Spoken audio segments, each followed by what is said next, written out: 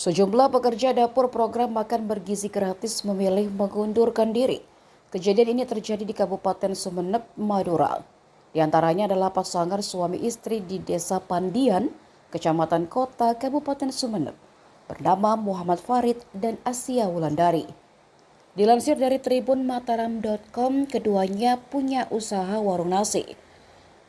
Farid mengaku salah satu alasan dibalik pengunduran dirinya karena tidak adanya kejelasan soal upah yang akan mereka terima selama bekerja. Ia lalu menjelaskan ketika ia mengikuti pelatihan di Kodim Sumeneb pada September 2024, tidak ada dokumen kontrak yang ditandatangani terkait upah mereka. Dia sempat menanyakan hal itu kepada Kepala Satuan Pemenuhan Gizi Gratis, Muhammad Khalilul Rahman. Namun, dia tidak mendapatkan jawaban yang memuaskan. Dirinya hanya mengetahui bahwa nominal upah karyawan yang bertugas pada malam dan siang hari itu berbeda.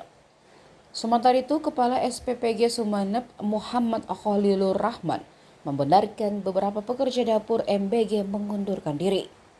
Ia lalu menyebut jika hingga saat ini sudah ada 5 relawan berhenti.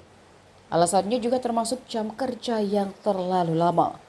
Ditanya terkait tidak adanya kepastian gaji atau upah bagi relawan yang bekerja, pihaknya menyebutkan bahwa semua menjadi kewenangan Kodim Sumeneb.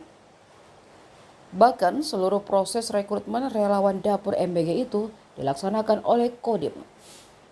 Khalilur mengaku hanya diperkenalkan dengan pekerja lalu melaksanakan program sesuai arahan Badan Gizi Nasional.